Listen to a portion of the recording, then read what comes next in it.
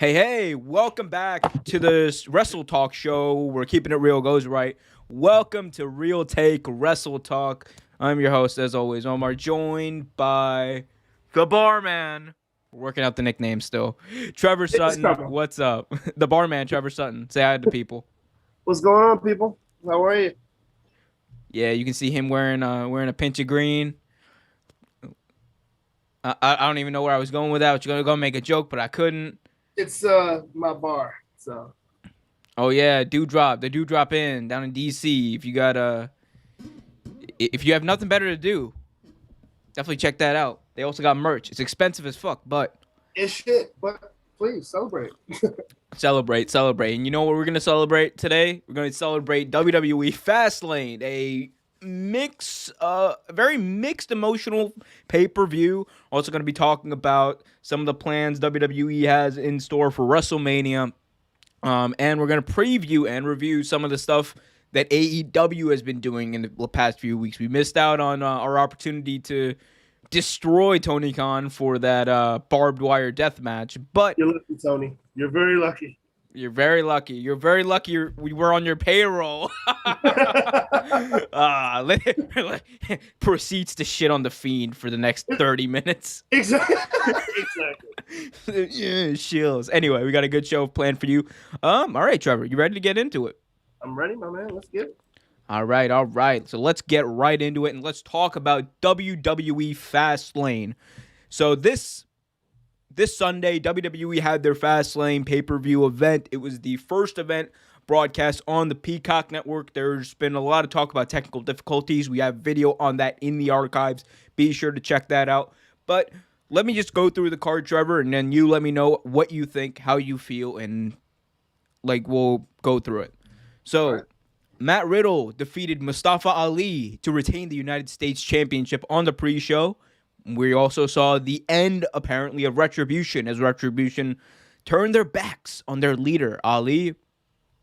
Nia Jax and Shayna Baszler defeated Sasha Banks and Bianca Belair for the tag team championships. And we saw that this was basically just build up for Bianca Belair and Sasha Banks in their own quest to headline WrestleMania. So that happened. Big E and Apollo Crews had 5 minutes of what seemed to be a great match, and then a very weird botched ending. We'll talk about that. Seth Rollins and Nakamura had a match. That's about all I can say about that. Drew McIntyre and Sheamus had a match where Drew McIntyre came out victorious in a no-holds-barred affair. Amazing match if you ever get a chance to watch it. That was two big hosses just going at it. It was amazing. One of the best matches of the night, honestly. Yep. And then we had Alexa Bliss defeat Randy Orton. But bigger than that, we had the return of the Fiend. We'll talk about that tonight. And in the main event, Roman Reigns defeated Daniel Bryan to retain his Universal Championship with the help of the Rated R Superstar Edge. So, Trevor, just initial thoughts, big picture, what are your big takeaways from the WWE Fastlane? Like you said initially, and like we were talking about earlier, it was such an up and down roller coaster. Like you see this lineup and you're like, well, you pretty much know the ones that aren't going to be that great, but it was so much worse than just that. The Bianca Belair match was actually not bad, not a bad match. Very good back and forth.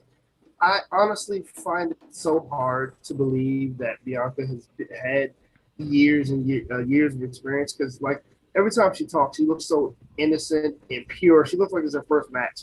I love Bianca Belair. Her and Sasha were actually a great tag team.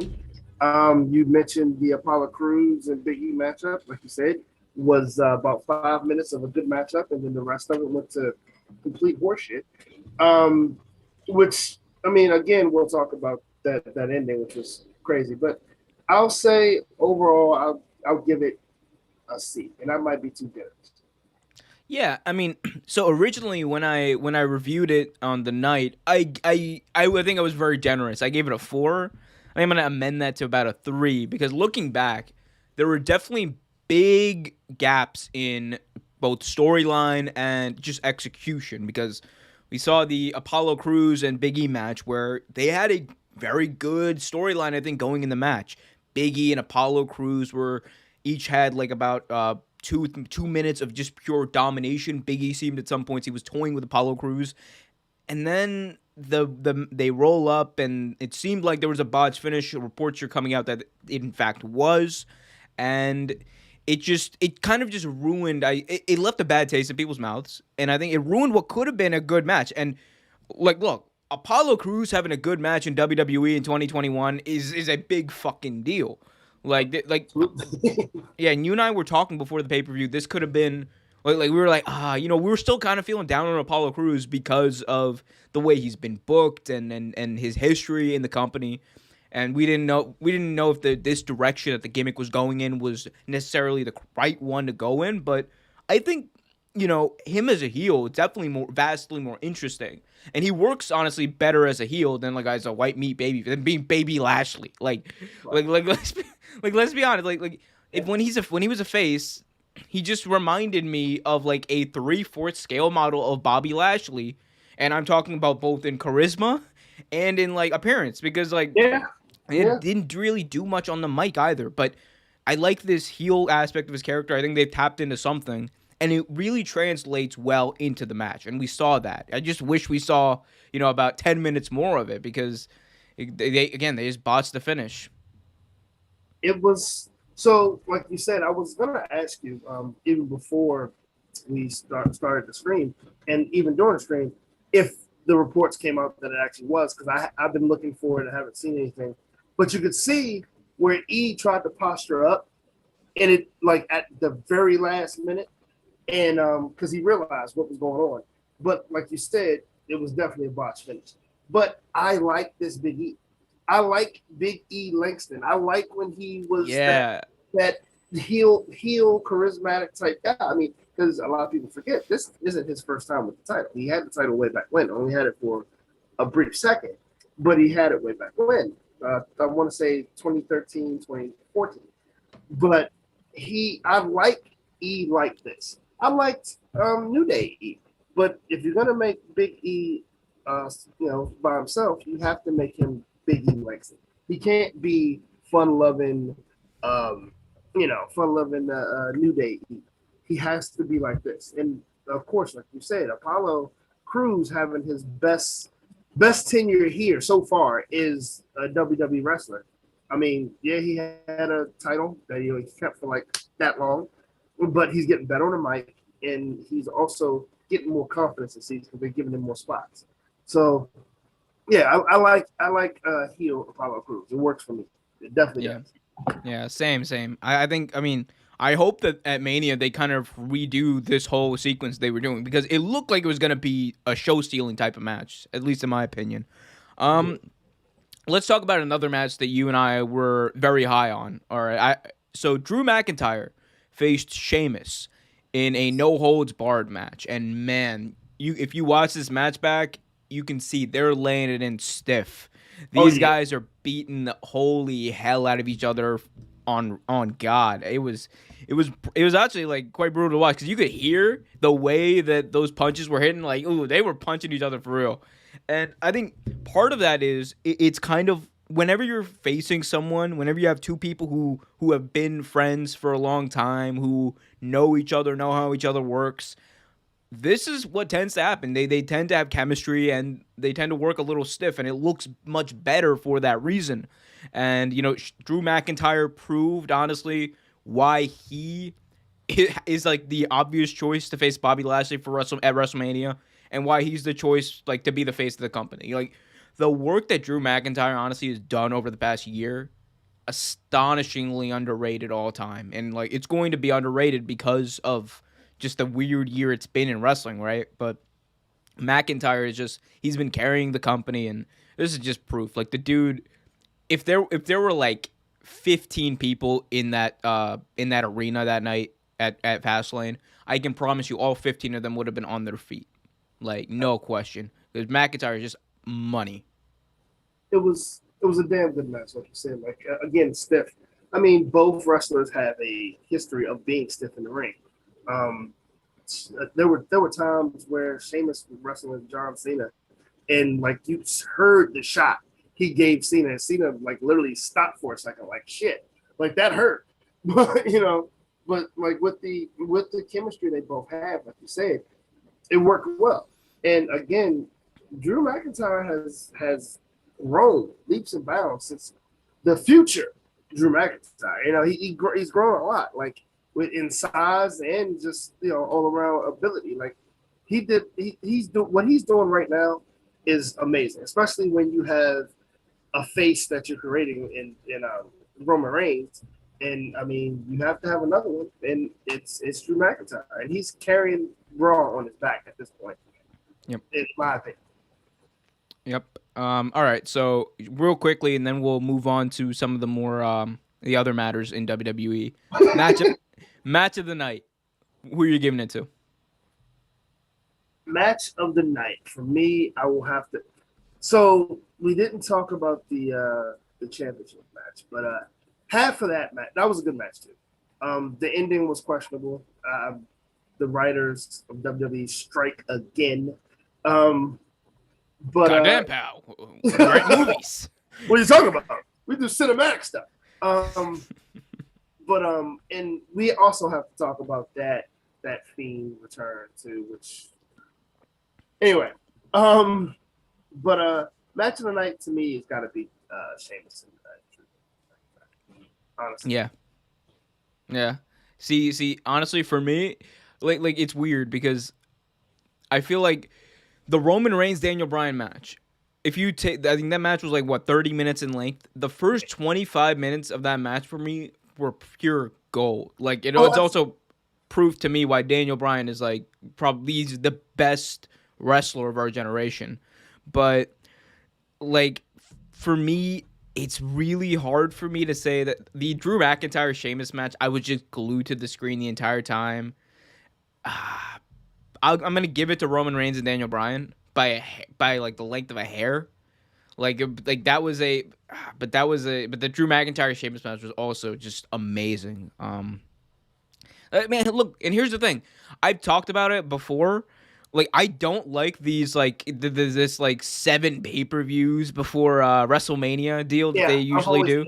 Like, oh yeah, we got the Royal Rumble, and then we're gonna go. There's gonna be a roadblock, the end of the line right before we go down the road to WrestleMania, and then when you think we're about to get a fast lane. Who comes up for the names of these things? It makes no sense, bro. It's like same people who came up with. All right, God damn it. What are we gonna name this pay-per-view? Battleground. it's like the most generic ass names. Like, well, we're gonna have. Okay. Side note, and we'll talk about this more in depth one day, right? But did you know that TNA?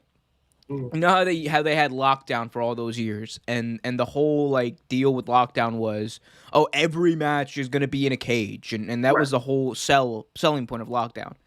That was built on a joke. Right? You know that, right? That was entirely built on a joke. Dusty Rhodes was in the back like, oh yeah, what if we had every match, baby, in a steel cage? And Dixie Carter was like, I like that. And Dusty was like, no, I wasn't serious.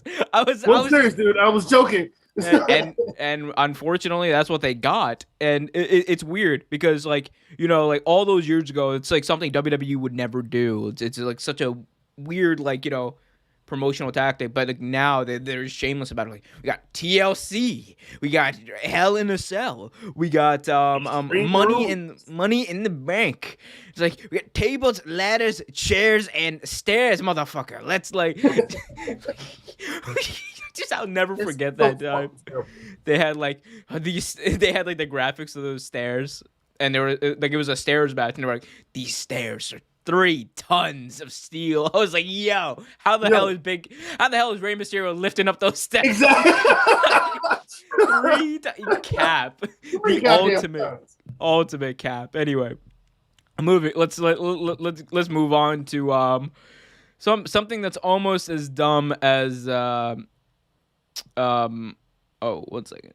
Sorry, technical difficulty there. Think we're good.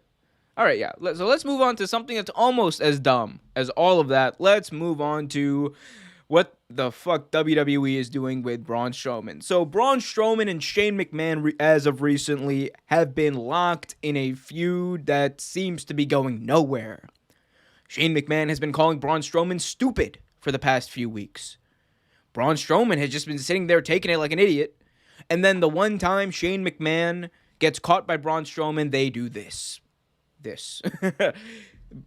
They slimed Braun Strowman on the go-home show to Fastlane. They had Shane McMahon put him through a table, making Shane McMahon look like a monster, by the way, taking out this 6'8", 350-pound giant all by himself. Yeah. They slimed Braun Strowman, and it looks like Braun Strowman, for another year, he is going to be in a useless match with a 50-plus-year-old. Trevor, what do you think about this whole situation? Because Shane McMahon isn't even supposed to be wrestling anymore. Remember, that was the whole point of the I Quit match they had, right, with Kevin Owens. So what do you think of Shane McMahon wrestling at age 52 and Braun Strowman's talent getting wasted for another WrestleMania? It's the same old. We beat this horse so many times. WWE doesn't know what to do with talent. They just don't. Like, you had Braun Strowman as a champion for like all of 2 seconds. So just to get the belt taken from him and given to someone else. Like, I mean, yeah, it wasn't a bad idea to put it on Roman Reigns, but if I'm not mistaken, didn't he lose it before that? And they put it on the Fiend for 2 seconds and then gave it back to Roman? Yeah, it didn't make sense because, like, so right after he beats Goldberg for the title, he goes into a feud with the Fiend, who is a character who doesn't even need the title, like, in a feud. Like, it's all personal feuds with him. So it just seemed like a waste from the beginning. Yeah, it did. It's just a waste of time. Like, but the guy is a multiple-time strongman competition guy. He's a hell of a physical specimen. Like you said, 6'8", 300-some pounds.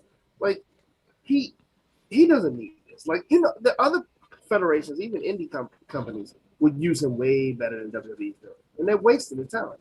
And then you have, like you said, a 50-something-year-old come back out of quote-unquote retirement to fight Braun Strowman for absolutely no reason. I mean, and not taking anything away from Shane McMahon, because Shane McMahon had amazing matches in his career when he actually wrestled. He's had some instant classics in the words of good old JR.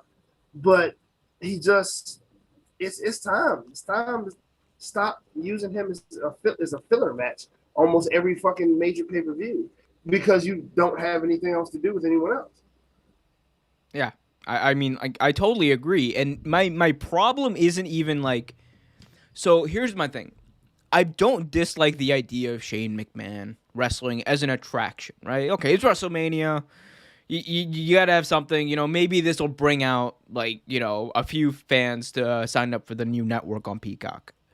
But at the same time, the story also has to make sense. And Shane McMahon as a heel, when he's not running around like having on a power trip like he was with his dad, when he's not, when Vince McMahon isn't next to him in a neck brace, so calling him it's like the product of my grapefruits, like when that stuff isn't happening, heel Shane is really just like it's like go away heat. It's X-Pac heat, right? Like it's something you're just like I don't want to watch this. Like, like underdog face Shane McMahon is something that, like you're like, okay, yeah, that's Shane O'Mac. Like I don't want to see him all the time, but hey, that's Shane O, right? And it's just, and especially like the way they put him over too. They put him over like he was supposed to be a babyface in this because they had him attack Braun Strowman, this monster, and put him through a table by himself. It's not even like he didn't even have like his henchmen help him with this.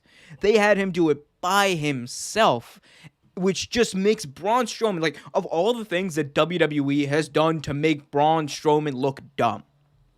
And they've done a lot of stuff. They've paired him up with an 8-year-old child. They've ran him into the ground against Brock Lesnar after promising great matches and after building him up as this mega giant, and they slimed him on Raw. They did some Kids' Choice Award shit and slimed him on Monday Night Raw, embarrassing him. This is literally what WWE thinks of Braun Strowman. This is the living embodiment right here. What WWE, they don't care because they don't know what to do with him. And I don't know what it is. Maybe it frustrates them. Maybe they feel like, goddamn, you gotta keep him in check. I don't know what it is. But all I know is if I was running a promotion and I had someone who was as over as Braun Strowman was, because Braun Strowman was one of the most over people in the roster, even after everything they did to him. Yep. Like, he would still get major pops. He's still, like, a freak athlete. He looks amazing.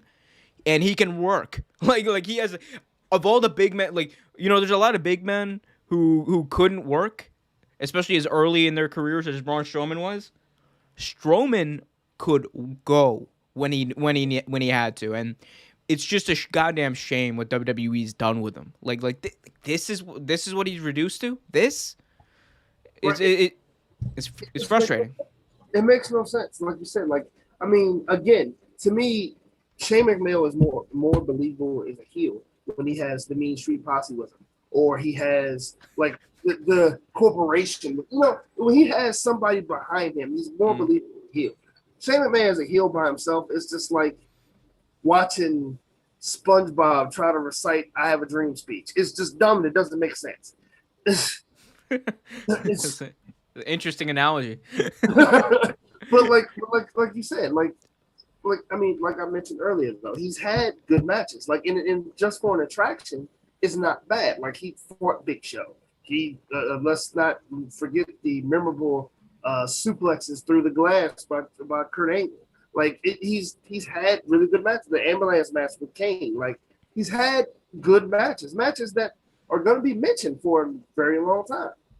But it has to make sense. This makes no sense. Like the reason you're fighting Braun Strowman is because Braun Strowman doesn't want you to call him stupid. That's dumb. I mean, initially it started. He wanted a championship. Okay, that makes sense. Then, I don't like him because he's stupid, and now I'm going to drop green snot on him. I'm like, what the fuck? That's dumb. It's dumb. It makes no sense. You know what would have made sense if they wanted to go forward with this? Do what they did with The Undertaker and Vince McMahon at Survivor Series 2003. Right. Before that feud started, what happened?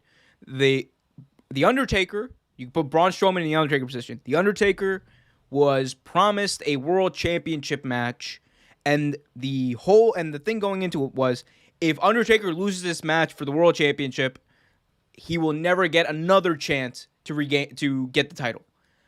Vince screws him, uses all the heels to come out and screw the Undertaker, and says, as long as I'm breathing, you're not going to win the title, blah, blah, blah. And then that leads to a match between Undertaker and Vince McMahon.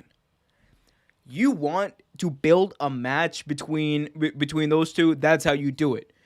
You have Braun Strowman have a legitimate reason to be pissed off at Shane McMahon, and not this bubblegum crap where it's like, he called me stupid, but like he's a grown ass man. Braun Strowman would eat Shane McMahon alive. Oh, absolutely.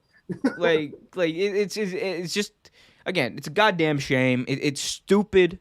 It's dumb booking, and it's gotta come on, you're paying millions of dollars to these millions of dollars to these writers, and that's the best they can come up with.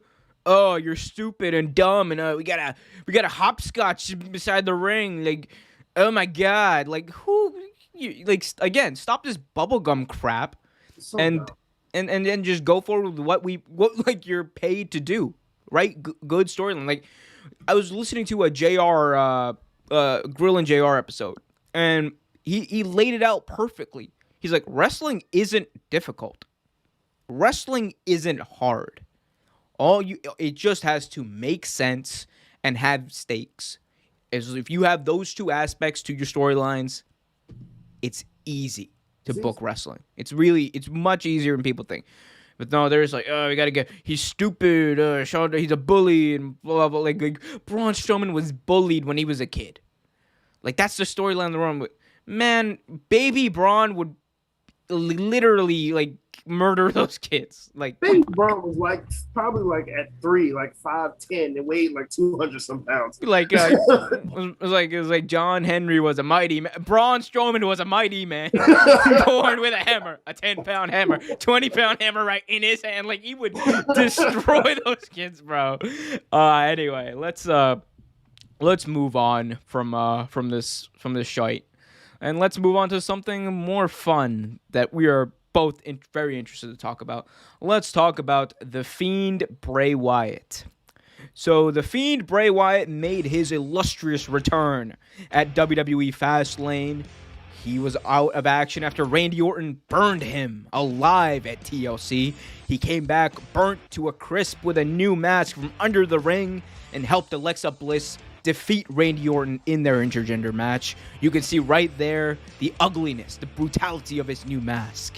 Trevor, what do we think about the Fiend Bray Wyatt returning and and what we can only hope to be a WrestleMania match between Randy Orton and Bray Wyatt in a Firefly Funhouse? So we both have talked about how much we think it's completely unfair what they've done to Bray Wyatt with him as well. The flack he's been getting, and we got crucified for it, but that's another story for another day. But like, I like the fact he's back. I do, but I also kind of feel like as good as this feud was, as well as they used Alexa Bliss, kind of felt towards the end of this, towards the return, it was kind of losing steam a little bit. I don't know if you agree with that or not, but I kind of feel like it was losing steam a little bit. And I feel like they were running out of ideas, kind of, sort of. I like the idea that the Fiend is this not only abomination, but also a supernatural presence. I like that. I like the horror aspect of that and the different genres that they're going through with the horror. The ability to make people physically ill, things like that. I like that. Oh, you like the whole the Papa Shango black coming out of Randy Orton's mouth? I like it. I like the idea of it. I don't like how they just like give me a towel, damn it! Give me a towel. You just see Papa Shango come, just walk out at WrestleMania. But like I said, the idea of it is cool. The execution is shitty, right? And like that's why I think it kind of lost steam. And the whole thing with the Fiend,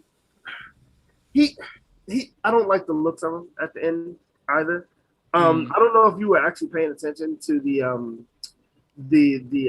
videos in the background when all this was going on right before the Fiend came out. There is a picture of a woman in there. She literally is yawning the entire time and like wiping her face. You can see her face. She's like, "Come on, hurry up, do something."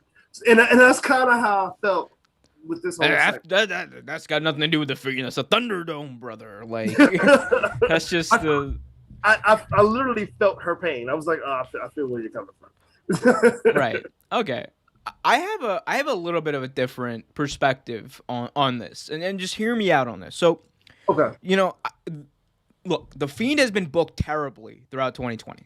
It's been some low lows, but they've also been some high highs. The Firefly Funhouse at WrestleMania 36 was a high.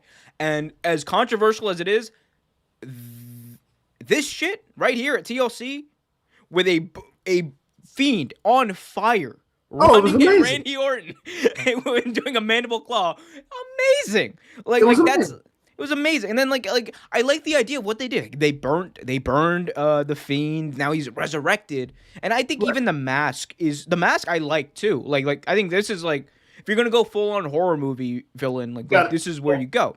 Mm-hmm. But what I've always been critical of is just the execution along the way.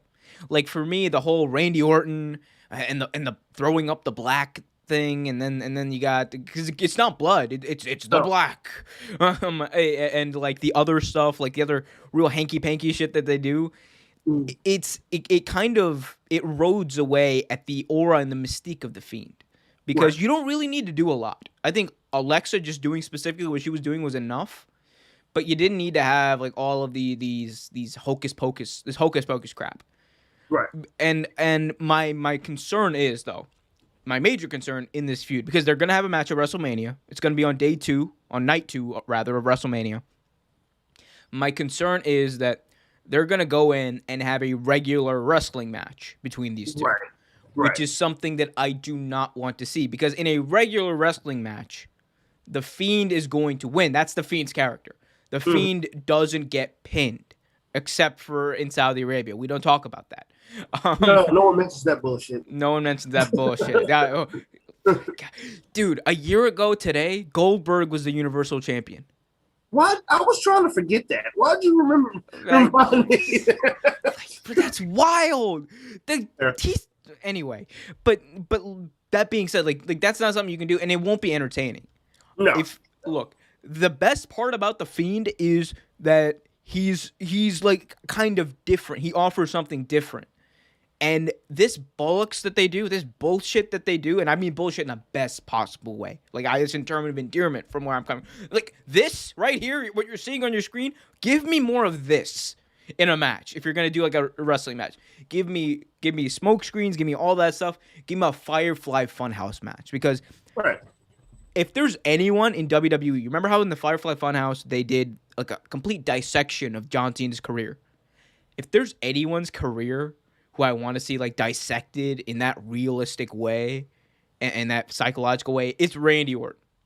Right. Because imagine some of the stuff they would do in there. Like you'll see frozen turds just floating around in Divas purses, like steroid suspension notices and stuff. Like it's going to be fun, and it's something that people are going to look forward to.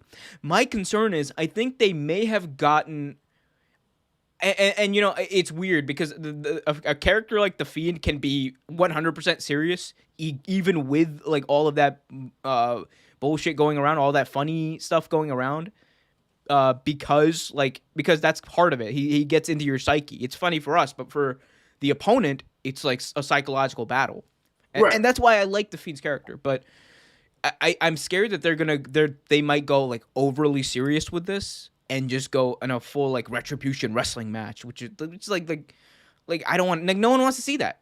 Like it's not in this feud. In this feud, we've had people on fire. We've had people burnt to a crisp. People coming back from the dead. We've had satanic rituals. We've had Randy Orton throwing up a black substance every other week. Dude, just go all in on all of that. Like here are the poker chips. Go all in and let's just make it the best it can be. Because I'm looking forward to it at WrestleMania. The Fiend is something that I have looked forward to a lot, and I watched Monday Night Raw through and through last week, like all the way through. I did not enjoy a single second of it, except for when the Fiend and Alexa Bliss, and Randy Orton did their thing. So it's the only entertaining part of that show. So just give people what they want. Exactly. I mean, like I said, I love the idea of the supernatural and everything. I just didn't like the execution, like you said. But to me, the Fiend coming out of the ring was the most entertaining part of that match. I did like Alexa being a little psycho, which I think she plays way too well. I have questions. But I honestly, I like what they're doing. But I wonder if they're going to keep him wearing that bodysuit, or if they're going to like have some type of ritual where he's healed or something. You know what I mean? Man, you could do some shit, bro. These are horror movie rules we're working with, right? So exactly, you can do some shit like Jason went to hell, got frozen, went to space, and the motherfucker still came back. Like they think they can figure this shit out. Like, and the funny thing is, that's exactly I honestly thought of Jason X when I saw this. That's the first thing that came to my mind. if we ever start reviewing movies, that's the first one we're gonna review.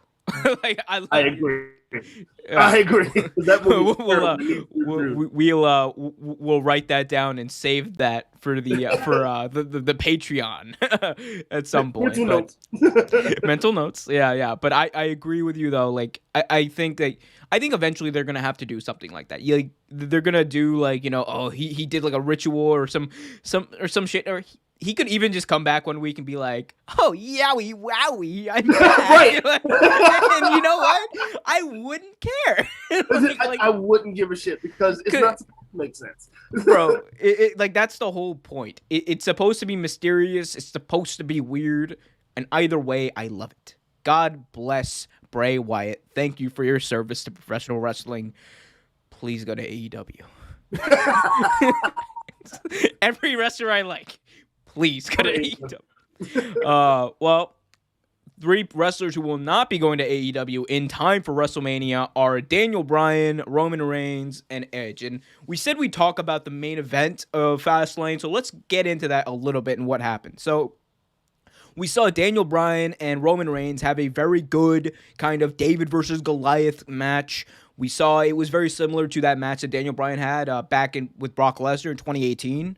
Where Daniel Bryan was kind of playing psychological games and getting Brock Lesnar off his feet a lot. And it was very similar to what was going on here. Edge, of course, was a special enforcer, and boy, did he do his job.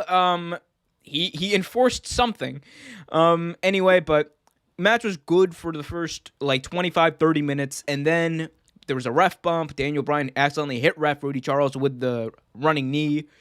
Then special enforcer Edge came in to enforce and become the referee. And I asked on the stream, I was like, does Edge actually have any authority to do this? And then Michael Cole, literally quick as a bat, was like, Edge has the authority to do this. I was like, oh, well, hey, they're answering questions. There you go. Thank God. But so Edge came in and he started doing counts and everyone looked frustrated. And eventually he gets hit with a steel chair after Jey Uso runs in, and then Daniel Bryan actually hit him with a steel chair after trying to hit Roman Reigns. And then we saw what I thought to be one of the most impactful sequences of the match. As Edge is laying down there, Daniel Bryan right here has Roman Reigns in the label lock, and Roman Reigns, with no ref around, with no Edge around, lightly taps out. Right. And look, I'm definitely overthinking it, right? But hear me out. It was the whole story of the match going in was Daniel Bryan told him, Roman, I'm not going to pin you. I'm going to make you tap out. That was he repeated that multiple times. Even before the match, you saw him go like this. I'm going to make you tap out. And Roman Reigns rebutted all the time. He said, no one's ever made me tap out in wrestling. It's not going to happen. And with no ref around, after this, the 3rd time the label lock's locked in, Daniel Bryan has him locked in. He's nowhere to go.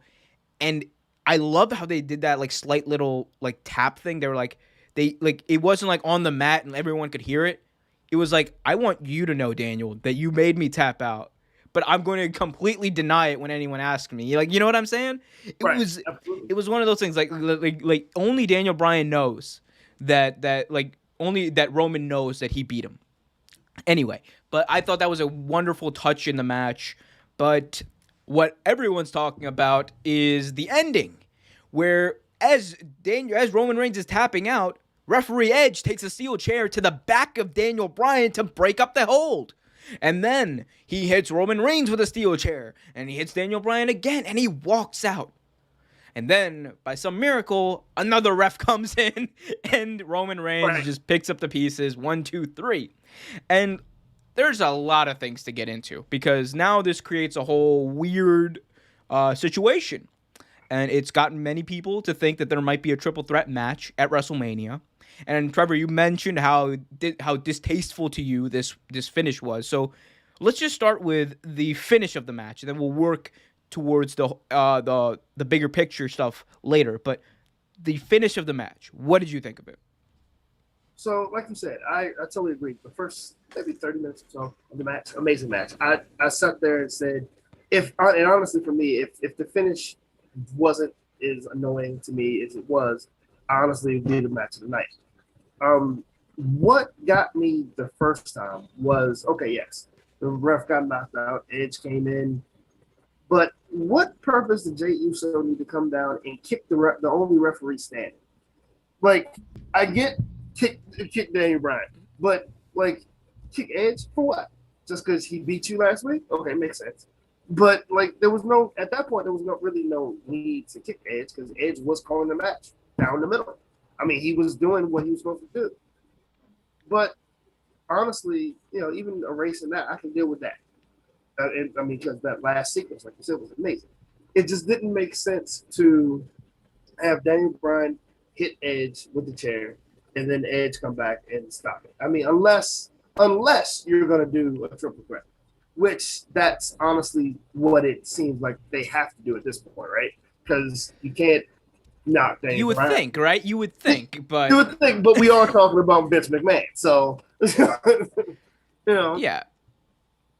But anyway. It was a good match. It was a really, really good match. And it's a shame that you do have the writers that we're dealing with because they might some way ruin this shit. They might in some manner ruin this. Yeah, so let's kind of talk about what this means in terms of WrestleMania because, look, what I've said very consistently, and I said this in a video after the fact, you don't put Daniel Bryan in this situation specifically if you're not leading up to a triple threat match at WrestleMania. Absolutely. If he is one of the most beloved people in professional wrestling history. I'm like all time. Like people actually love Daniel Bryan.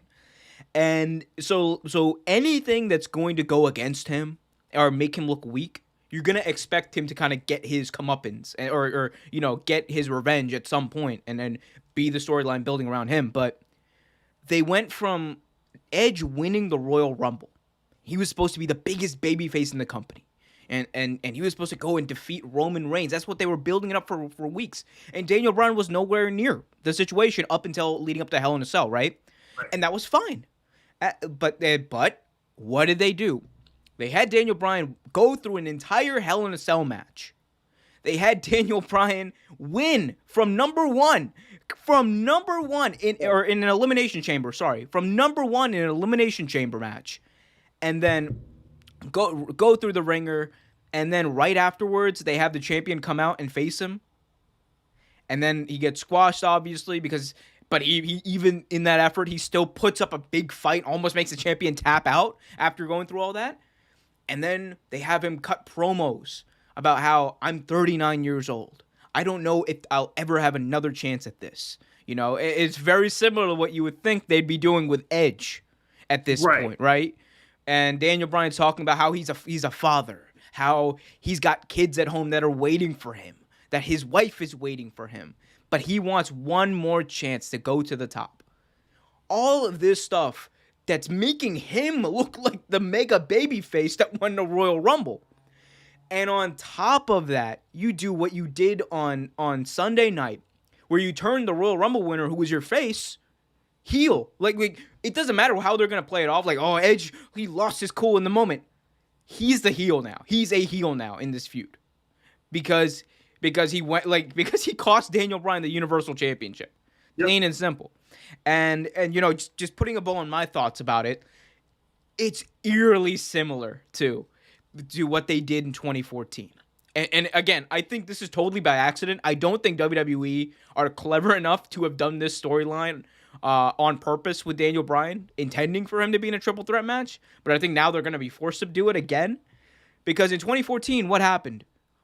An older wrestler comes back, wins the Royal Rumble. They want him to be the mega babyface, face the champion in Batista. But then at Elimination Chamber, Daniel Bryan gets screwed from his championship match. He gets screwed over, and a storyline builds up, and you can't ignore it. They had to put him in the triple threat match, and again, same thing's happening. Almost the exact same scenario is playing out. So I don't know whether this is incompetence or maybe they kind of figured along the way. Maybe they will. I feel like this is not actual. They didn't mean to do this. I definitely feel like they didn't mean to do this because it almost feels like everything they do with Daniel Bryan is sloppy, and this just has a weird sloppy vibe to it. But I want to get your thoughts on that. No, I totally agree. It was funny because when I was watching it, I was thinking the same thing. But it wouldn't surprise me if WWE did some dumb shit where the super face comes back to the Royal Rumble and wins the Royal Rumble after suffering not one injury that could have been a career ending, but when he came back last year, suffered an injury and comes back, win the Royal Rumble to get into the WrestleMania, and guess what? Does not win the belt. Like, that sounds like something WWE would do. I mean, they did it with Shawn Michaels back when Shawn won the first Royal Rumble, and then went to the first Royal Rumble he was in, and then fought Diesel and got squashed. Like, they've done it before. Shit, Oscar. They did the same thing with Oscar. So I mean, it's happened. But like, I mean, to me, if you put Daniel Bryan, one of the, like you said, most sought after, one of the most like thought of wrestlers, and probably a super baby face, more of a face than anybody in the company, is in a match like that, you would think he's going to be the one that wins. You know what I mean? He's going to be the one that wins that match. But honestly, I think you're missing. I think you are missing dropping the ball here if you don't let Edge be the victor of that match. I mean, and honestly, I'm okay with Edge being a heel. That's what Edge always fucking was anyway. I mean, he was a face, but he was always one of those that teetered on the edge, you know? So, yeah. I mean, it's just going to be interesting to see what they're doing. I mean, honestly, SmackDown has had some of the best TV they've had in years with this whole thing going on. So, and it goes back to the point I made earlier. Like, Daniel Bryan, like, he is, I don't think there's anyone who has had all of the skill, like, just put together, like the total package together this well. Right. Like, at any point, I think. Because, Flair was always a great promo. He could work, but he was never a great, like, technical wrestler, right? He could work a very good match. You had Hulk Hogan, who was, like, all charisma. John Cena, a lot of charisma. It wasn't Daniel Bryan, though, is probably arguably the best technical wrestler we've ever seen. Yeah. Combined with, he's become one of the best promos of all time, because anytime he cuts a promo, you're just like, holy shit, I care. Like, right, exactly. and it's so far away from where he was when he started. He's like one of the best promos of all time, best in-ring worker, not even from a technical standpoint, as far as telling a story in a match. Like, he's like, the stuff he did with Brock, the stuff he's done with Roman, just insane. Right. Like, and he like that's what I'm saying. Like, there's no one, right, like, I think, of all time who has had all the skill put together like this ever. And I'm not saying like, yo, he's the best of all time. Like, in my opinion, he's probably the most talented of all time. I would say that, and that's just an opinion. That people put in that category to me, honestly. Yeah, and he's not like, I'm not saying, you're saying he's greater than Ric Flair. Oh, you fucking no, Ric Flair's like arguably the greatest, but that's not the point here. The point is, he's and he, on top of that, he's like one of the most beloved wrestlers of all time. Well, I mean, he was trained by arguably one of the best in-ring performers to ever live, Shawn Michaels. So, I mean, the proof is in the pudding right there, Yeah, I feel you. See, but my problem is here, and the problem that WWE is going to run into at WrestleMania. I don't disagree with you. Edge winning would not be, even as a heel, would not be bad. Right. The problem is the scenario that they put themselves in is a weird scenario, because they're not going to be in the Thunderdome at WrestleMania. They're not going to be able to pipe in noise. This is going to be in front of thousands of fans. And I'm telling you, the main event of WrestleMania, this is night 2, the main event, the last thing people are going to see at WrestleMania. I'm telling you, if they have Edge win in that match, I'm telling you, the fans are not going to be kind about it. No, it's not going to be a good response. They've booked themselves into a corner with this, because I don't know what they expected. If they didn't expect Daniel Bryan to get this over again, he shouldn't have been anywhere near the Universal title picture. You don't even put him in the Elimination Chamber. You don't do any of that. You keep him as far away from that, because it's kind of like when it's actually exactly like Daniel Bryan in 2014. Like there's so many parallels because in the months leading up to the Elimination Chamber, what was he doing? He was chasing after the belt with Roman Reigns. He was having a feud where he got screwed over multiple times by Roman Reigns, which is exactly what happened with him and Orton. So it's like, I mean, I hope. Look. I hope that this was the plan all along. But I also don't expect it. Is that sad? Yeah, I mean, I don't. With WWE, nothing surprises me, unfortunately. And if they let Daniel Bryan win, that would surprise me a little bit. Just actually more than a little bit. It would surprise me completely because you're pretty much billing both of the participants in this match, not Roman Reigns, but both of the challengers in this match, if it is a triple threat. I'm older, I came back, I have children, I've got injured, blah, blah, blah. You have two wrestlers whose career almost ended because of injury. You have two wrestlers who are up there in age, and this may be their last run.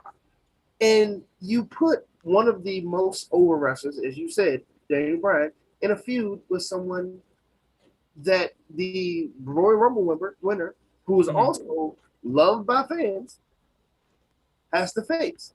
Then you put him over as well as you're putting him over. And also, big shout out to Roman Reigns because his putting over game he's been almost flawless in this whole thing, honestly. Oh yeah, dude, heel Roman Reigns has been amazing. Imagine, my biggest regret is that there were not fans for his heel turn.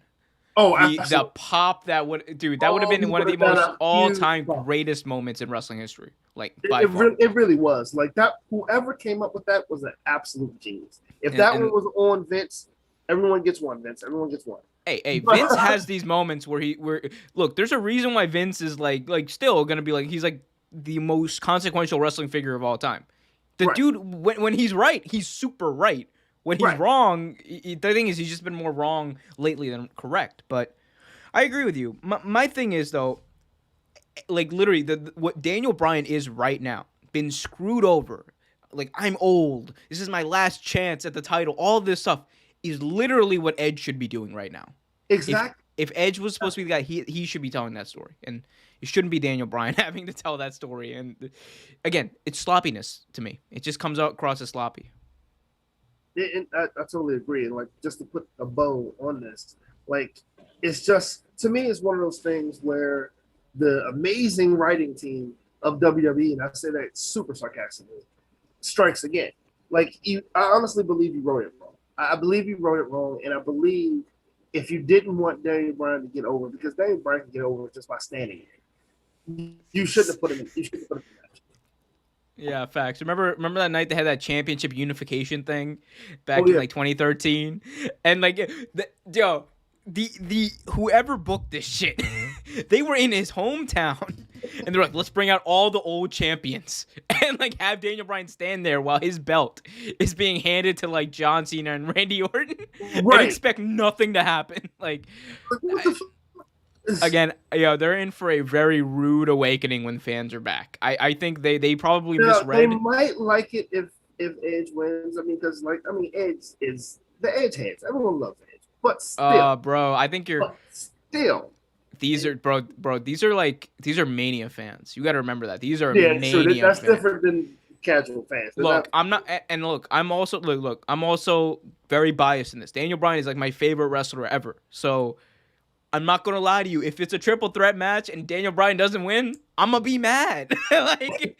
So I watched Daniel when he was in ROH. I watched a lot of his independent, and to watch him from there to here is like a complete 180. Like, I mean, but even in the Indies, he had the skills. He actually reminded me of a more charismatic Bob Backlund, because he had the technical skills of Bob Backlund, but he was better on the mic.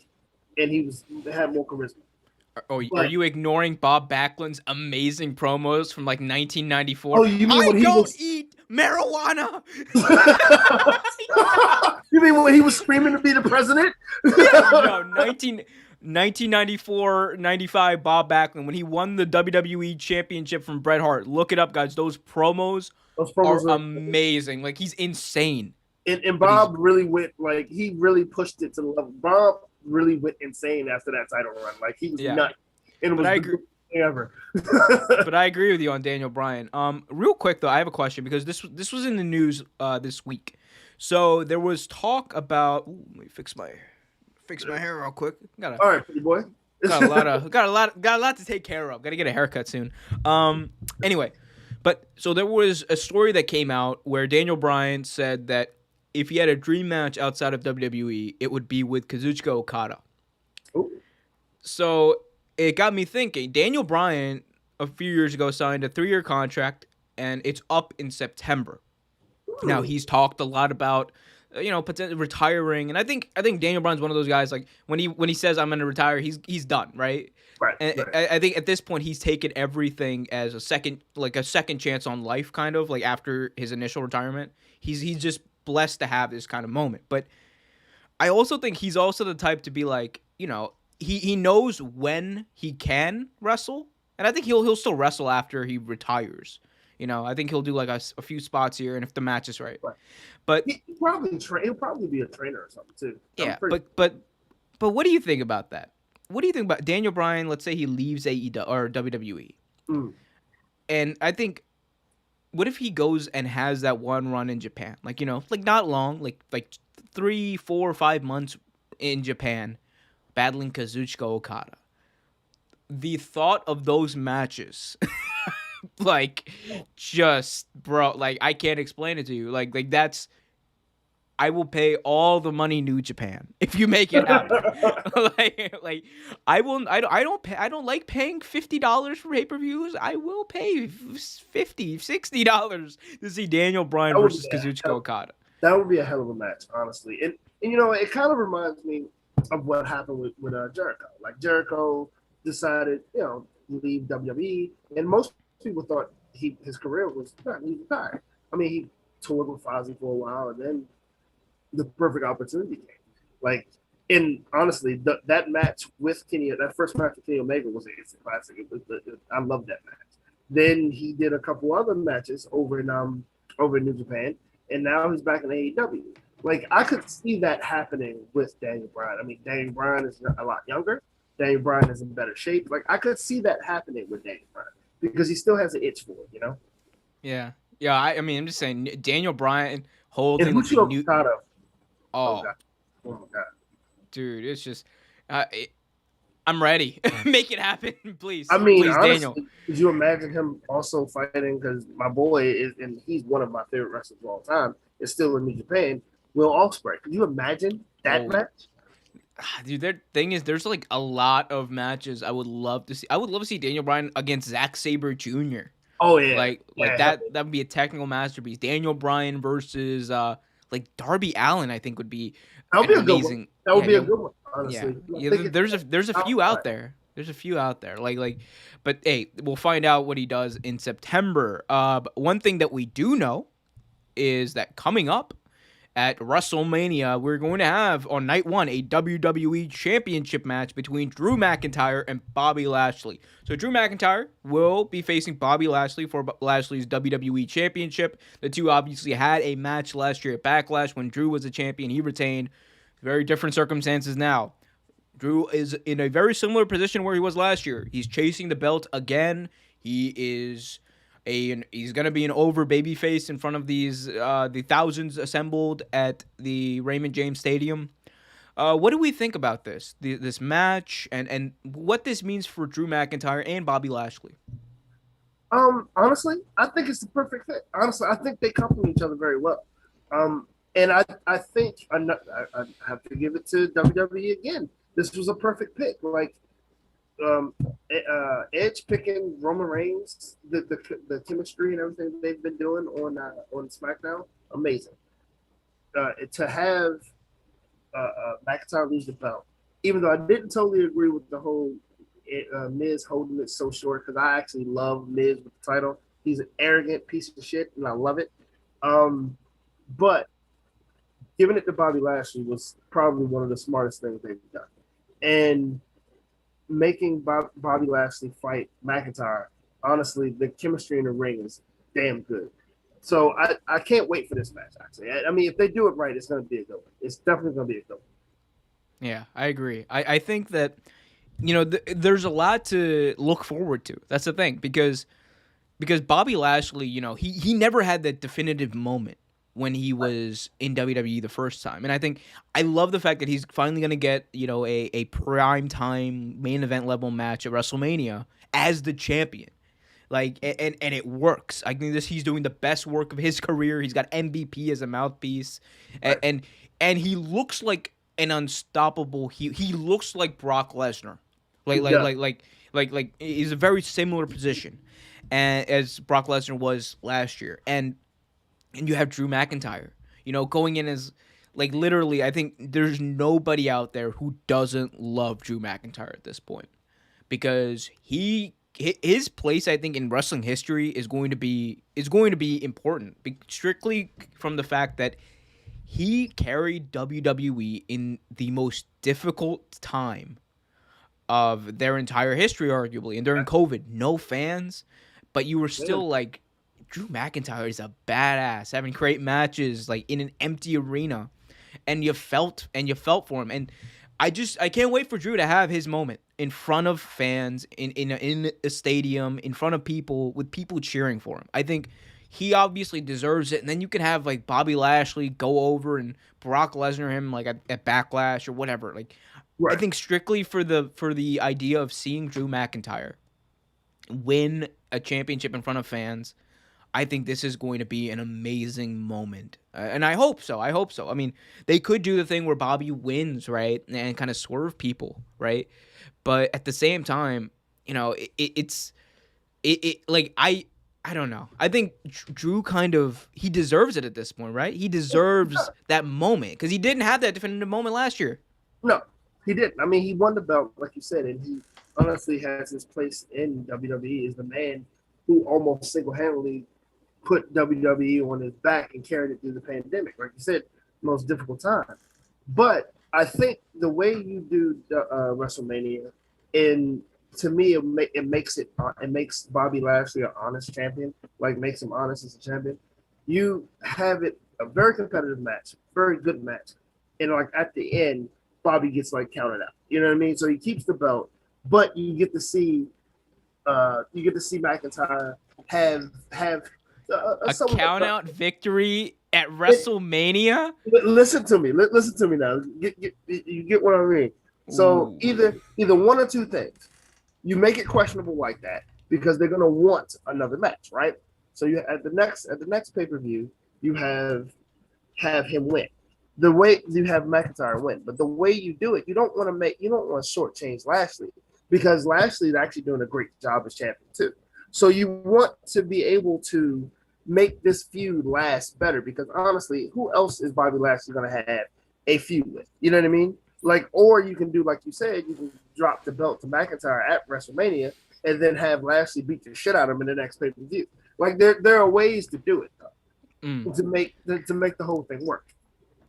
I think that like I don't think it would hurt Lashley though if he lost the title at WrestleMania. I think like you could like you said, you could do it in a way where Lashley loses a competitive match at WrestleMania, and like so Drew has his moment and it's fine, and then they end up doing like a rematch where Lashley I think you could do that too. They have a competitive match at WrestleMania. Lashley loses the title. And then next pay-per-view, Lashley squashes Drew because Drew is kind of like, caught off guard and Lashley's on it, And you could do that storyline and that could be interesting.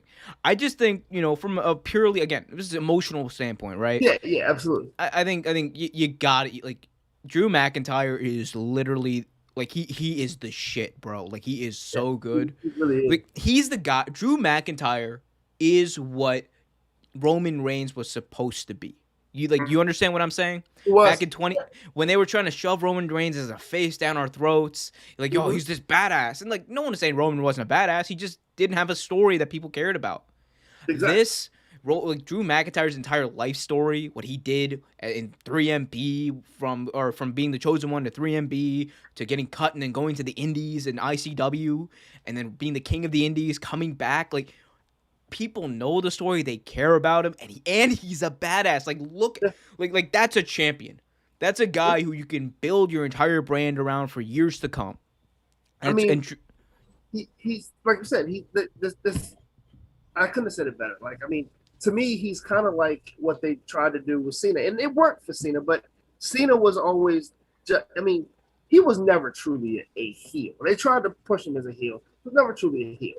But what they did with McIntyre, bringing him up as a heel, and now he's the super face. Like, this is what they should have did with Roman Reigns, and what they should have kept doing with Cena, because people got tired of Cena. Because you put an unstoppable force in front of Cena. Oh, Cena's gonna win. Like, name a match besides Brock Lesnar that against somebody who's supposedly super unstoppable that he lost. Umaga. He busted Umanga. I was about to say, bro, we pull out the William Regal. Umanga. Umanga. No, I mean, look, I mean, Cena had those matches too. I think he lost one. He lost to Kevin Owens. He lost to Rusev. Yeah. Like again, no, I agree with you. The whole Super Cena thing was it got to a point where it was overplayed and you got tired of it, right? But at the same time, I think, looking back, a lot of the thing wasn't necessarily anti-Cena. No. Right? A lot of it was more anti the direction WWE was going, because it was just John Cena that we were seeing on top. You weren't seeing anyone else. You weren't seeing new people be made, and even if you did, it would only be for a small amount of time. I think the whole John Cena thing, looking back, I think it was more so about WWE than John Cena, because John Cena, when you think about it, like, I think people appreciated John Cena much more when he went away and came back. Like, when he comes back now, you're just like, oh shit, yes, let's go Cena. Like you don't hear the Cena sucks thing anymore, because we're like, oh my god, like we shoot love this guy because he's one of the best promos of all time. When he just goes out there and does what he does, the dude can work a match and he's got great babyface fire. He's got it all. Like. So, it's one of those things. I think that's what that was the thing about John Cena. It was more so that you're seeing too much of him on top and not enough of everybody else. But McIntyre is just, I think he can be the guy. He's just a total badass. Like, I don't even want to say Stone Cold. Like, it's weird to compare him. Yeah. I think the best comparison I can do, like I said, is he is what Roman Reigns was supposed to be. A badass, like a badass face who's gonna do, that hanky panky. I'm gonna be a competitor and I'm going to fight, and I've got a brave heart of a paint all over me face. Come out with a claymore and stab it into the floor, Yeah, but like he can do that, and it doesn't look campy. It doesn't look cheesy. It looks like, oh shit, this guy's gonna smile and kick my ass. Like, like I think it works for WWE. It works for Drew. Definitely worth the fans, so can't wait to see that. Anything else before we move? Anything else about WWE before we move on to AEW? Man, I mean, other than them trying to shove Shane down our throat again, other than that, nothing. Oh yeah. So it's the Shane O'Mac. Oh, which way did he go? Which way did he go? Worst punches money. ever. Killing the business. I swear to God. Like, just destroying wrestling. Breaking kayfabe. Like, shattering it, bro. Oh God. Just don't. Moving on. Let's talk about something amazing that happened. I've been waiting for this. Been waiting for this. Look, I know we had some good matches at Fastlane, but I don't think any of them, not a single one, can claim the mantle of match of the week. No. That title 100% goes to Britt Baker and Thunder Rosa, who put on a clinic last week on Dynamite in the main event. They faced off in an unsanctioned lights-out match where we saw everything from table bumps to fireman carries onto ladders, chair shots, and whatever the hell else they could think of. It was amazing. And you can see the pictures to my right on the screen. It's just they put each other through hell and high water. Thunder Rosa came out with a victory, but both athletes came out looking like stars. And we've talked about how AEW they have struggled to put an emphasis on the women's division. And oh my god, just look at Britt Baker's face. If that doesn't get you like fired up and like excited, I don't know what it's just they had a great match. And we've said a lot about AEW's women's division. We've said that they haven't put an emphasis on it and all of that. But what do you think, Trevor, right now, as far as like what has this match done for AEW's women's division? And first of all, what did you think of it initially? And then we'll get into that. So what's funny is watching this match, and you commented on the fact that we were talking about the division. Watching this match, I'm like, wow, he must really know Tony Khan, because he listened to us verbatim. Like we talked about how the women's division needed a push, and I'd be damn if Tony didn't put one beautiful match together. This non-sanctioned lights out match, like, first off, you have two great workers in the ring. Okay. Let's just talk about that. Two amazing workers in the ring. What Thunder Rosa has done in NWA and her time in the Indies, everything she's done, amazing. Britt Baker, to me, one of the shining stars of the original AEW women's division. Like the thumbtacks, the chair, like everything that they did was just screamed Extreme Wrestling, CZW. It screamed CZW. And as much as like people who have activists and actual fans of wrestling, like they need to do more for women's wrestling. You do this, you do that. There you go. There's a stepping stone right there. And this picture, like you said, this picture here was just amazing. She looked like she was crazy. She looked like she was out of her mind. Right. And continue. Oh yeah. So I mean, like I was just gonna say, like, I like a lot of people said that, oh well, they shouldn't be doing extreme matches this frequently, right? And like I agree with that to an extent, because I think you save like these types of extreme matches for the big shows, right? Like, because if you do it, it gets oversaturated and old. Kind of like how WWE, they're all stipulation pay-per-views, they kind of gets old after a while. But this was important to do, I think, because what this does, when you have a match like this, it not only gets people's attention, but it captivates people, because they told a story in that match. And the story was, we hate each other. Thunder Rosa and Britt Baker seemed like they hated each other in this match. They were putting each other through hell. They were like when have you ever seen like in a women's match, like in a mainstream company, like woman getting put through a table, a ladder spot with a fireman's carry, thumbtacks, and chair shots? Like we've never seen something like this, I think, in mainstream wrestling. You've seen like stuff like this on the indies and whatnot, but it's hard to find. But this was like one of the hardest hitting matches I've ever seen, and all the while I was just like you said, just captivated. And I was like, oh my god, Tony Khan and AEW put on a fantastic match, and it was important because what it did was it not only got people talking, but people woke up to like, oh wow, the women's division has talent. And I think they can use this as a catalyst. They can build up Thunder Rosa to be, one of the stars of their division. Britt Baker is obviously proven now that she's a star. And I think that now people aren't going to have that connotation, or it's going to be less so that connotation like, oh, AEW doesn't know what they're doing with the women, or, all these women's matches at AEW are boring. Like, I think this is going to make people care. Yeah, I couldn't agree more. Like, I've been reading certain things, and from what I read, the biggest flaw in AEW, instead of the other WWE stands that shit on AEW for no apparent reason at all, that the women's division was kind of weak. It wasn't being showcased. And with this match, you did that. And you also, again, like you mentioned, you shouldn't do too many extreme matches back to back, and I get that. It makes sense. But after that botched match at the barbed wire match, you had to do something to make it out. You know what I mean? And I think this did that. This also put the women's division on a high pedestal so everyone can see, and also, save face from that botched match. And also read something that was pretty funny. So Adam Cole and Britt Baker have a relationship.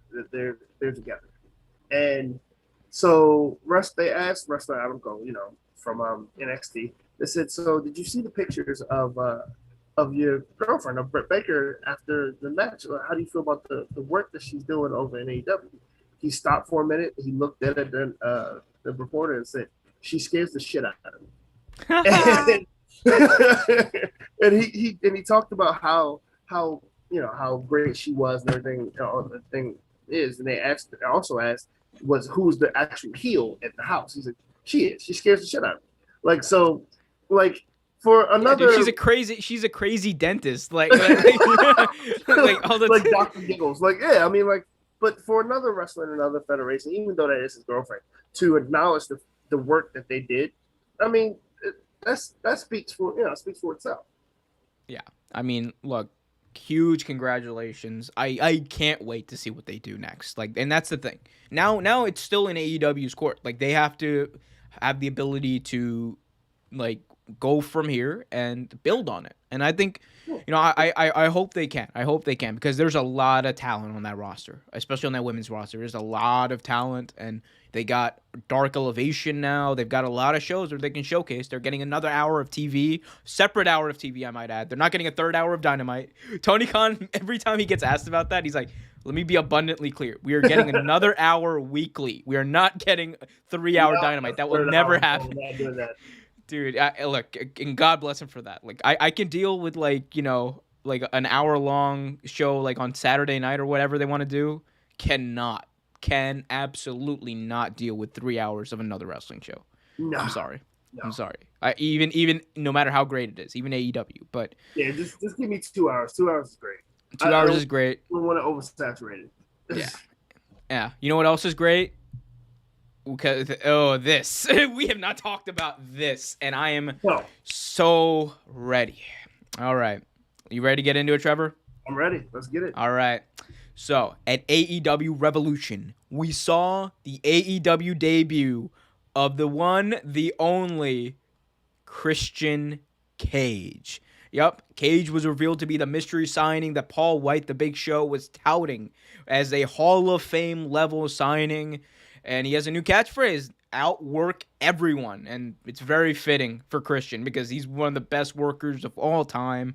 No matter what company he's been in, whether it was TNA, WWF, WWE, wherever, he's been great. He signed a multi-year deal with AEW. And in the past few weeks, we've seen him come out, sign the contract, do his little... looking for the peeps. He went face-to-face with Kenny Omega and had a little exchange with him. And then he cut a promo last week and made it abundantly clear that his goal is the AEW World Championship.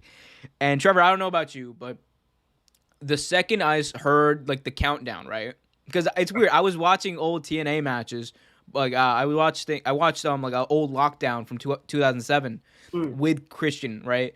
And I heard like the music, right? The and I was like, no. I was like, we're not even like, because there were rumors that we'd get Christian, right? But when I heard that, I was like, oh, we're not getting Christian. We're getting Christian Cage. Yes. Oh, it was amazing. All right. So let me know what do you think about the signing? What do we think of Christian Cage in AEW? So Christian was one of my favorite wrestlers. Like, Edge and Christian, one of my favorite tag teams. Christian was one of my favorite wrestlers.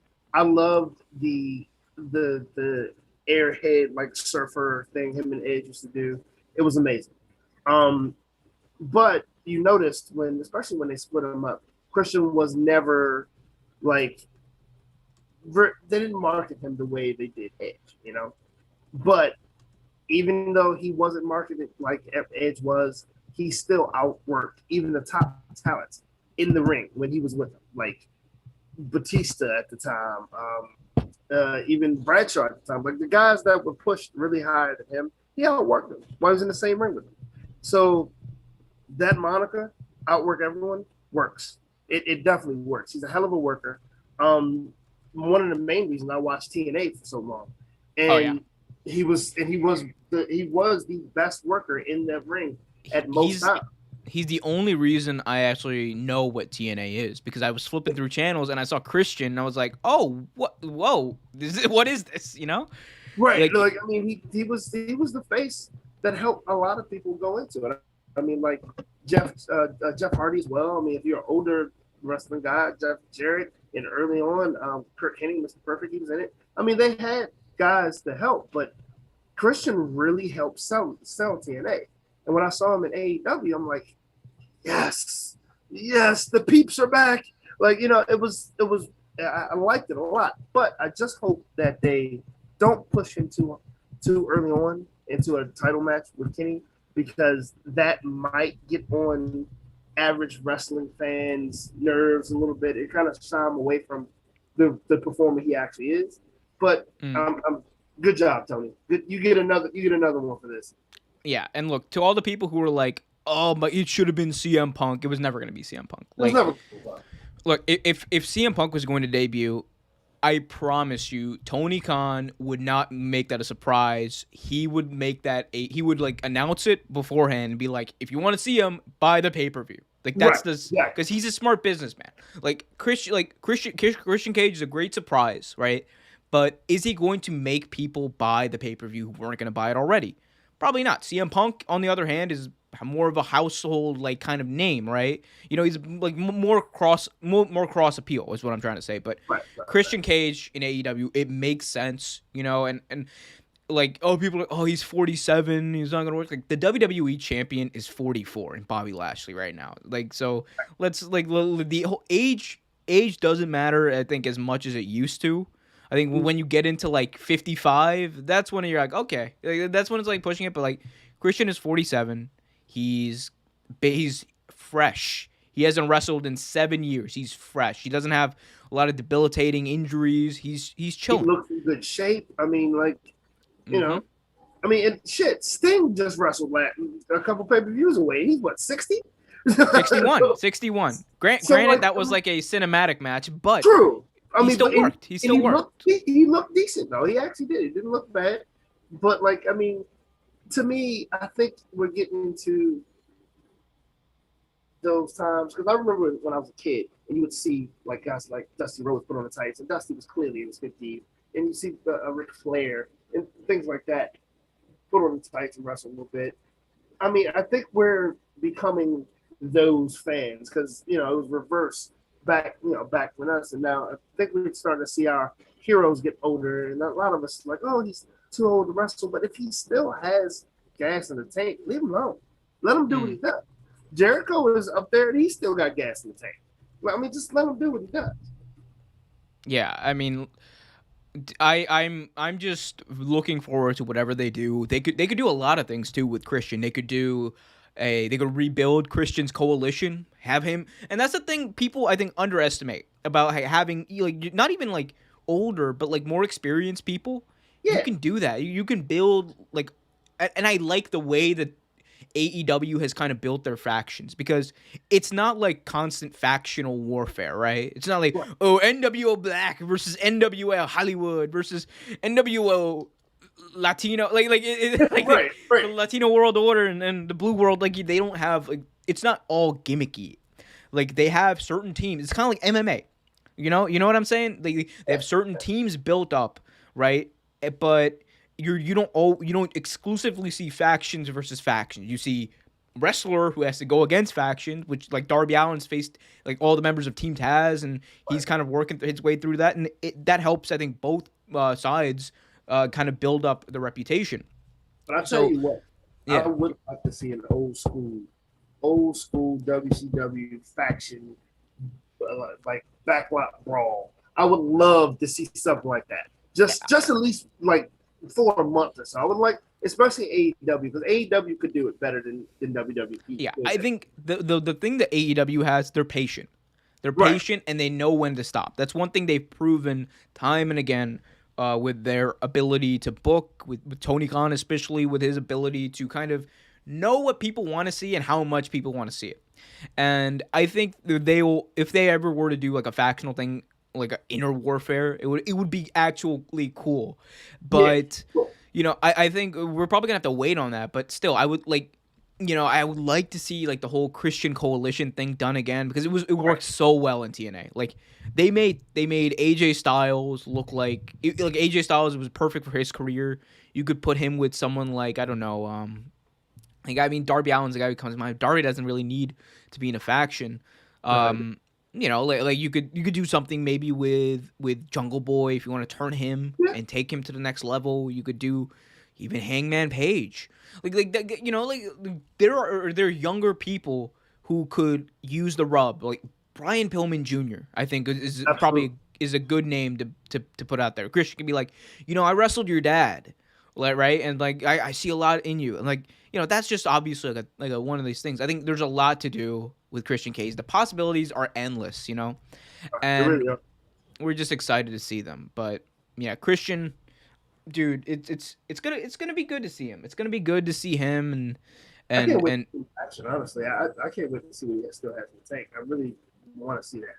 Yeah, man. I mean, so far he's got the peeps thing down. He can still move his arm. He can see. So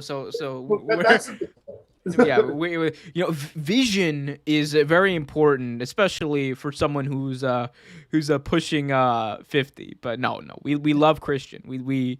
He is one of the best, most underrated wrestlers, quite frankly, of all time. Like his work in TNA, some of the best work I've ever seen in wrestling. Like he was the super heel that ran the place. And he gave TNA a lot of legitimacy, and then that cannot be understated. Like what he did for TNA, especially that early on, was vastly important for that company. So I think he could do similar things in AEW. And very quickly before we move on to the next thing, I did want to talk about one subject specifically, because the whole Christian Cage, was it a good move or what was it not debate kind of brings up this idea. People like to, call out AEW for, all they do is just go after ex-WWE talent, right? Right. And, like that was up for TNA. That was the knock on TNA for a long time. And I think rightfully so in TNA's case, because what TNA did and what AEW is doing is different is when TNA would take an ex-WWE superstar, their entire gimmick would be that they were an ex-WWE superstar.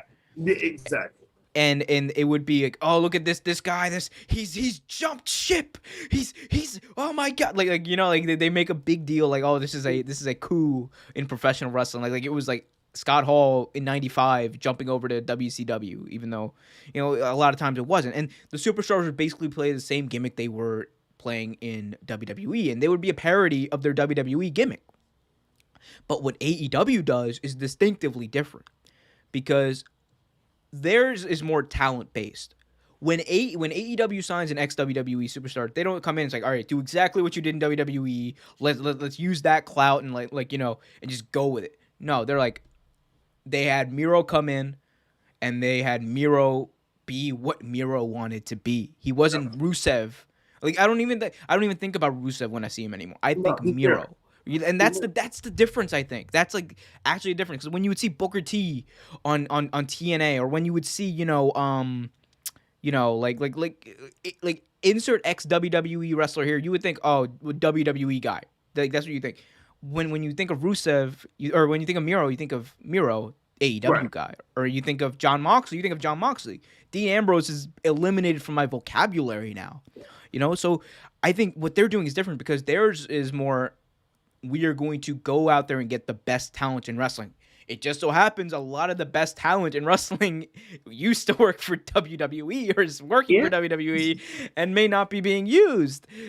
So talent is working for WWE because they never used it. But you're absolutely right. Like TNA, they used, I think it was more of a like kicking the ass kind of sort of like, guess who we got, nanny boo boo, and they tried to make fun of the bigger promotion. Oh my God, Tyson Tomko has jumped ship. Like Don West, God bless him. The dude could sell me bricks and I would buy them. He could sell almost anything, dude. Yeah. He really could. I didn't think he was the greatest commentator, but I loved hearing him. I loved how he used to sell wrestling. Much better than Matt Striker. My shoe is better than Matt Striker. Right. But yeah, no, I think AEW does a great job though. Like, Really I don't like the shit that they get for that, because they're two very different situations. One is just trying to one is trying to be creative, one is not. That's the end of the deal. One is trying to do their own thing. The other one is just trying to recapture old magic. I mean, just look what they're doing with FTR. Look what they're doing with Sean Spears, guys like that. Like, look, I mean, even guys on the indie circuit. Look what they're doing to Darby Allin. Darby Allin was always great talent, but they're pushing them to the next level. Like, they're not using guys and say, hey, I want you to be exactly how you were when you were in this company and they weren't using you. I want you to be exactly like that. No, I mean, that's not what they're doing. Like, I mean, Cody Rhodes made himself a star in the first place. Like, he left WWE, hit the Indies, and became this massive star. But when Tony Khan agreed to have him part of the team anyway, he was like, you know what? Go be you. Like, and that's what he did. And honestly, to be honest, I see a little bit of his dad in him, and I never did before, but I see a lot of his father in him. Yeah, man. He's got a little bit of that American dream in him. But he's the nightmare. He's the nightmare daddy. We'll do our Dusty Rhodes impression when we eventually start like a proper podcast. But exactly. but AEW is not TNA. Please stop comparing the two. Leave them alone, please. Like, if we're going to have an honest discussion, like you can criticize AEW, like we do it all the time. Yeah, for a lot of things. But the thing, what you can't say is that they are TNA, because that's just wrong. Anyway. Further proof that they are not TNA, AEW did something last week that TNA has seldomly ever done. AEW built stars. So, yes. A lot to get to with this one. I'm excited to talk about this one because like this is one of my new favorite things in wrestling. Like the pinnacle. Let's talk about the pinnacle. So, 2 weeks ago on Dynamite, let me restart that. I gotta make sure this is good for the clip. Anyway, 2 weeks ago on Dynamite, MJF turned his back on the Inner Circle and started. Let me restart that one more time. Sorry about that. I'm a little parched. Anyway, sorry. Take 7. Let me get a. I'm like one of those like asshole like actors, like those like on set. It's like I need my lozenge. Lozenge. Lozenge. Lozenge boy. Lozenge boy. Lozenge boy. Yo, I promise you, like on set, there's someone to get like Dwayne Johnson's like lozenge. He's like lozenge boy, come here. Like if that was my job, it's like imagine getting paid like $100,000 to just like to get that man's lozenge. I'll be. What is this, Cherry? You bastard! You bastard! To the dungeon with you. Like anyway, we got AEW. All right. 2 weeks ago on Dynamite. God fucking damn it.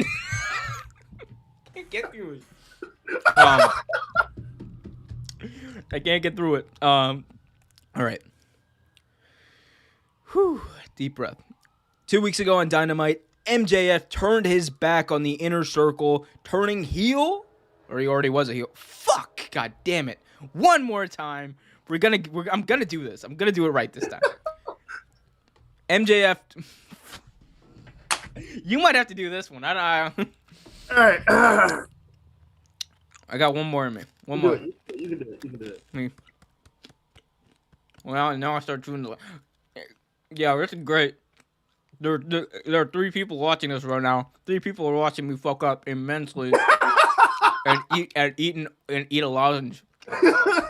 It's literally we'll get better. We promise. We'll get better. It's literally our last segment, and I'm like fucking it up. Anyway, I'm such a head ass for this. I'm such a head ass.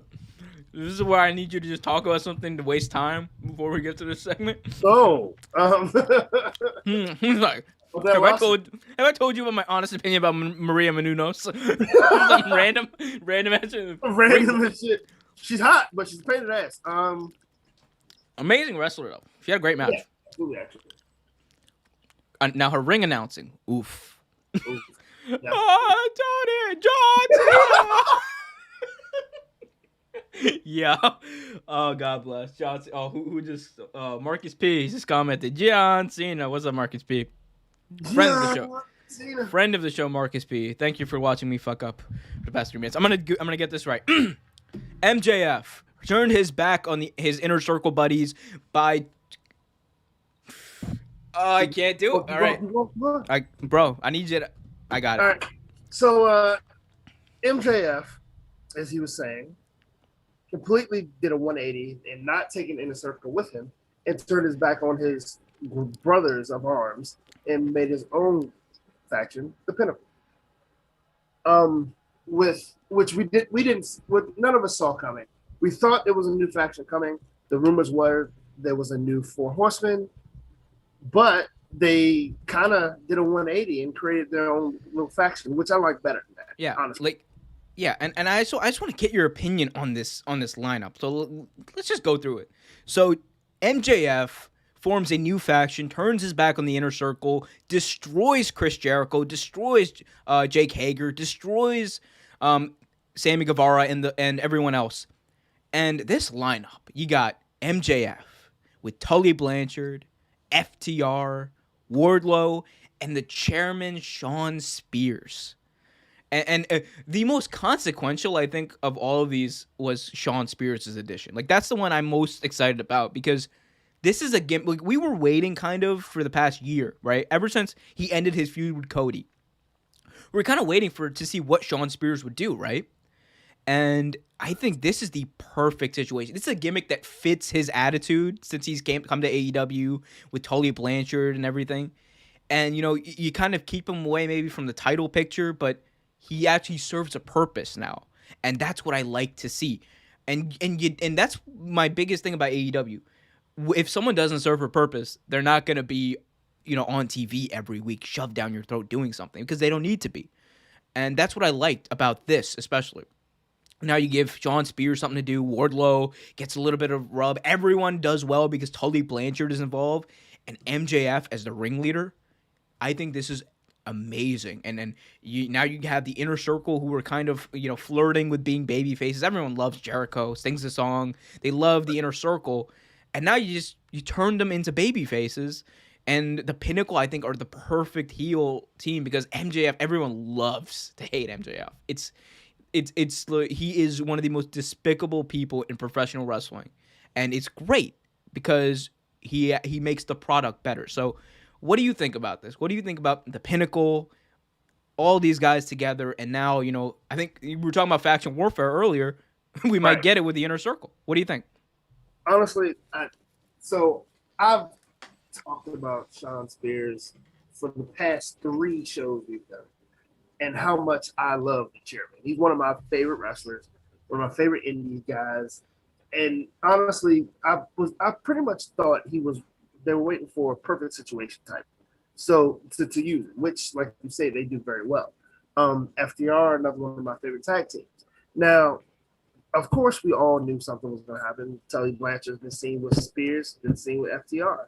But we were just waiting for it. And then the rumor was going, a new Four Horsemen is in the making, blah, blah, blah. And then you saw different things. Like you even saw Arn Anderson come out. And most people thought, Cody? Is Cody going to be a member of it? Which he probably will not be, being so his dad was Dusty Rhodes. If it was a Four Horsemen type deal. Since it's not, there's a chance of Cody being a member. But then you have MJF, who to me is, like you said, a perfect heel, which is Miz. To me, Miz on steroids. I think he's a better marketed Miz. To me, for a long time, Miz was one of the best heels in wrestling for a long time. The work, the voice work, the mic work and promo work he was doing with Daniel Bryan, things like that, put him up there. MJF is just him on steroids, I believe. You love to hate the guy. He's great in-ring presence. Then you have Wardlow, who I'm not completely sold on, but I I don't need Wardlow to talk. You know what I mean? I just need Wardlow to throw people through. Yeah, he's kind of he's the big heater. He's Batista. He's what Batista was early on in Evolution, and that's his purpose, and that's great. And again, like this is why Tony, like AEW, kind of gets why factions work. You don't just put people together just to put them together. You put people together, one, where it makes sense, and two, to build everyone up. Like, obviously, you know, this is MJF's team, right? And he's going to get the most like out of this. Like that's the goal. That's what it should be.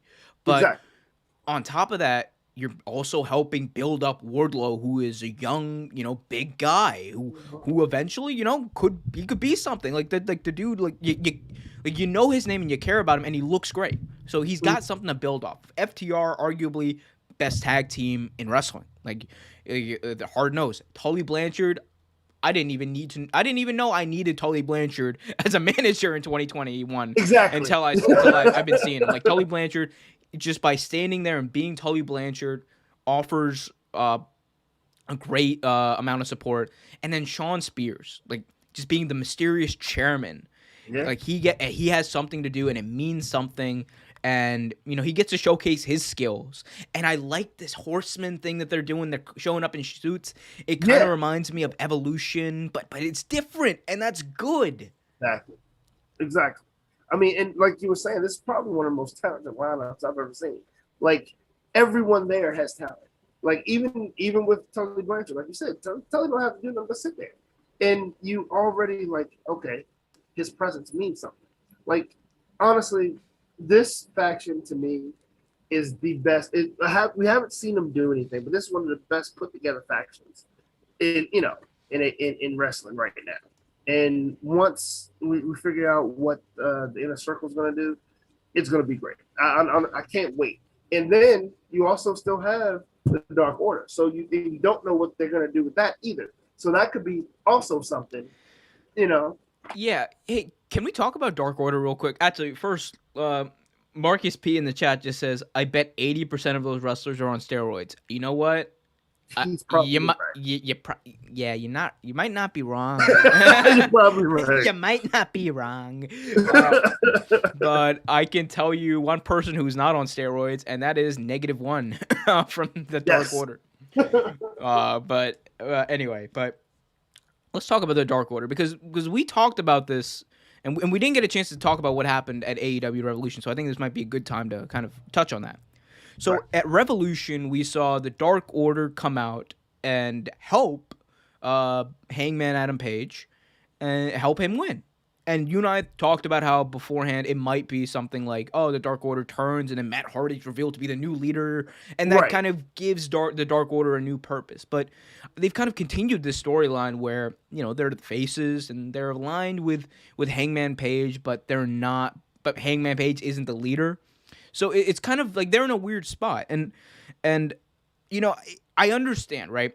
I understand, like, it's hard to turn them heel and it's hard to, like, do anything but, you know, put them over and make them super baby faces after Brody Lee's death, right? But at the same time, I think the group itself, after a while, it can't survive doing what they're doing, right? After a while, you know, the whole, like, whatever, like you know, their run as faces have to come to an end, and they're going to either fizzle out, or they're gonna have to turn heel and stand for something and do something and have a purpose. That's the thing. Right now, they're missing that purpose, and I'm not sure if Hangman, like, you know, teaming with Hangman as faces, like the Dark Order, like, they're called the Dark Order by virtue, but by their name, they're an evil faction, or that's what they're supposed to be. So, you know, I just don't know what direction the Dark Order go. Like, so you could have them on the edge, like we were talking about edge, you know, earlier. Like, you could have them teeter on the edge of face and, you know, and heel. But again, I think they became faces because, unfortunately, of the untimely passing of Brody Lee. And I kind of think Adam Silver was kind of going that way anyway, because, I mean, he's a goofball. Everyone likes him, especially with the whole him proposing to Adam Page, which was hilarious. But I don't know. I think I think you either have to change the name or find their purpose. And I also think they still need a leader too. You know, they don't really have a leader. You have Uno, but he's not really the leader. You know. Yeah, I think the stuff with like the stuff with -1, right? It's good because like, you know, I like to see it. I'm not gonna lie. I like to see like Brody Jr., you know, being involved in his dad's storyline. Like it's like I don't think like I'm honestly probably never gonna get sick of seeing that as long as he's involved. But the thing is, like, at a certain point, you have to give these wrestlers a purpose, like you said, and you know their purpose as the Dark Order, I feel like can't be accomplished as faces, and that's just the reality of it, because you want to build these people up to be dangerous, to be a threat, and you want John Silver, you want Evil Uno, all these all these people to be threats. They have to be heels in some way. So I think at some point, you know, they need to figure out what to do.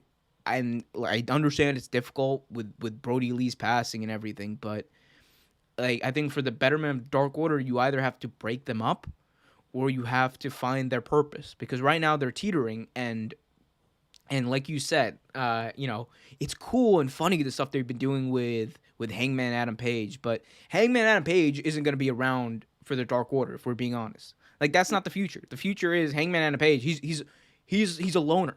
That's right. The whole gimmick. Like he is by himself, and he's gonna eventually go on and you know be the face of the company, or and be one of the face of the company, win a world championship. So I just don't like see that, you know, matchup being the future. I think like, you know, doing something like that, like what they could have done with the Matt Hardy thing, would have been interesting. That would have been more interesting, and they could still do it. I think that like they have that pay-per-view Double or Nothing coming up, so like they could do it then. But I don't know. I just feel like at a certain point, they have to have a purpose, because that's the thing that AEW has been so good at for so long, and that's what has made them, you know, one of the best wrestling companies. They're just good at finding purposes for all of these people. Exactly. I totally agree. Facts. Anything else you want to talk about? We had a good episode today. Yeah, I think we did. I mean, you fucked up several times. We had a couple laughs. You know, I think it was a good episode. I mean, yeah, more than a couple of times. I'm gonna cut it out. I have supreme authority. I'm gonna cut it out, make myself sound amazing. But it'd be like one of the things I wanted to say was one. We got some things. Both me and Omar have some things in the works that we can't wait to, you know, let you guys see and put on for you guys. Hopefully I will be able to start a podcast pretty soon, and I'll keep you guys up with that and let you guys know. Yeah, I think that's about it. Yeah, and I cannot wait to listen to it. And be on it. I don't know if you can pay my fee, my promotional fee. It's like go to bookings at realtakesportstalk.com. I'll have my people call your people. I will give you 3 shekels. Oh, I'll give you Bushido Brown from the Boondocks. It's like I don't care if you wipe it. Bushido Brown to wipe it. Anyway, on that note, we will see you guys next time on Real Take Wrestle Talk. For Trevor, the barman. Peace. I'm Omar. Be sure to check out our other videos and more videos throughout the week in the archives. We've got a bunch of content about Fastlane. I did a lot of reviews on that. We have a bunch of stuff on AEW. Be sure to check that out as well. Also, if you like regular sports, we have that as well. There will be a Real Take Sports Talk this week, I promise you. And we've had some scheduling problems, but there's going to be a Real Take Sports Talk. We're going to put more videos from this Real Take Wrestle Talk and clip it, and I'm going to have more updates as the week goes on. So more content, lots of content, so much content, so much content. It's coming your way, but we will see you next time.